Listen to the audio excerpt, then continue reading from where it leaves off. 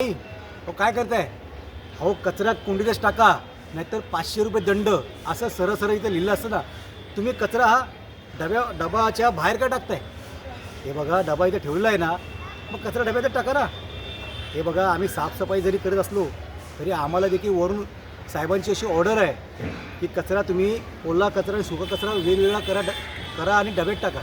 आणि तुम्ही काय करताय? हां, सुका कचरा पण त्या डब्यामध्ये, ओला कचरा पण त्या डबे. अहो अशाने दुर्गंधी पसरते, रोगराई वाढते.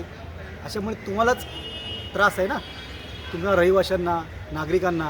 अहो तुमच्या नागरिकाची काळजी घेण्यासाठी आम्हाला महापालिकेने आमची निवड केलेली आहे.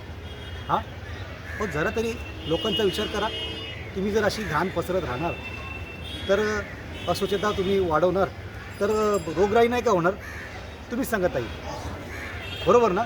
म्हणूनच सांगतो प्लास्टिकचा कचरा किंवा ओला कचरा जो असेल तो तुम्ही वेगवेगळ्या डब्यात टाका.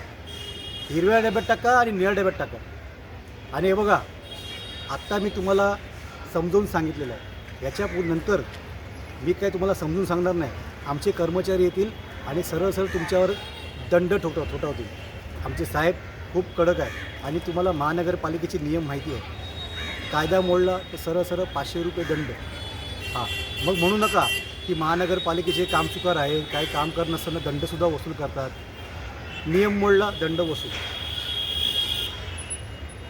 ठीक आहे, चला या.